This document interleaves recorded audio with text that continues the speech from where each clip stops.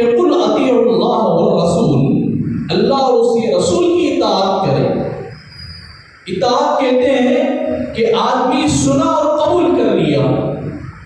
سنا اور قبول کر لیا۔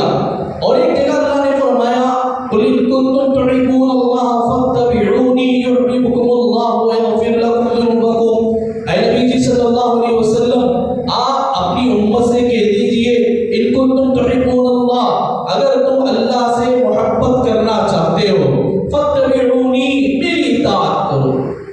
یحببکم اللہ،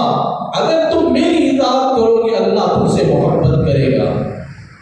وَيَغْفِرْ لَكُمْ ذُنُوبَكُمْ، اللہ تمہارے پورے گناہ معاف فرما دے۔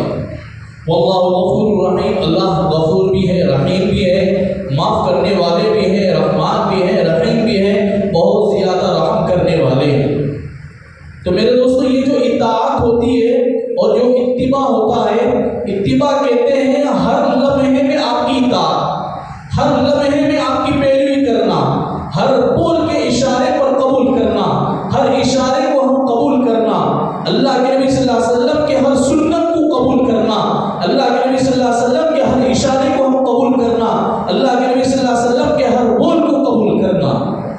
حضور صلی اللہ علیہ وسلم مسجد نبوی میں بیٹھے ہوئے ہیں، مسجد کے باہر ایک صحابی جاتے ہیں، آواز سنے بیٹھ جاؤ، وہیں بیٹھ گئے۔ لوگوں نے کہا کہ بھائی مسجد کے اندر رہنے والوں کو کہا، باہر جانے والوں سے نہیں کہا۔ تو وہ صحابی نے فرمایا میں نے حضور کی آواز سنی اس لیے عمل کر، حالانکہ باہر جانے والوں سے نہیں کہا، اندر رہنے والے،